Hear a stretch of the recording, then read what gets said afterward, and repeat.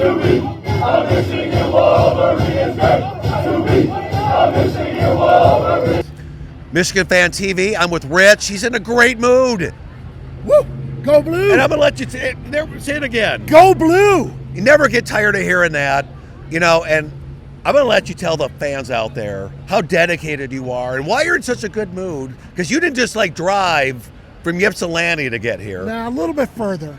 So once a year or twice a year, we try to make our pilgrimage to the Holy Ground, the Big House. We come all the way from the Villages, Florida, to come here. My wife and I, huge fans.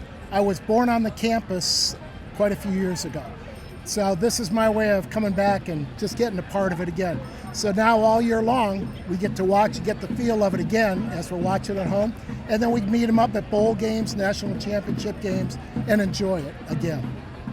That is really cool. All the way from Florida. Yes. I hope you flew. No, we drove. Oh my Lord, you are committed. Well, we drove, and because we're leaving from here, and we're going to go see my favorite quarterback, J.J. McCarthy, play in Minnesota against the Bengals next Sunday.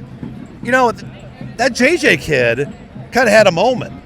He was the first guy, I forgot the exact thing, but to score 3 touchdowns in the fourth quarter in a debut. In his debut, correct. Yeah. And I believe it was the first one to throw and win and bring his team back since 1961 and Fran Tarkington with the Vikings. Yeah. So he's had a pretty good week. Not only that, he's a new dad. So welcome a future Michigan quarterback, Rome Micah McCarthy.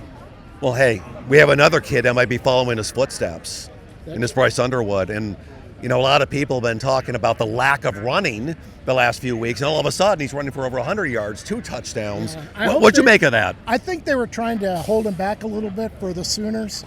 That didn't quite work out. Today we saw, I think, what we're about to see all year long. I like him. I think he's our next JJ. I hope so. We're all hoping so, because we expect greatness at Michigan. Yeah. Now, speaking of challenges coming up next week, it gets real again. Last week it was at Oklahoma. Now it's at Nebraska. Yeah. Does this transition in your opinion? I think so. I think they got some wind underneath their wings now. Had a big taste here in the Big House with 110,000. My gosh, that's amazing. And I think that they're going to take this and run with it, literally. And I think they've seen that he can throw the ball. We already knew that.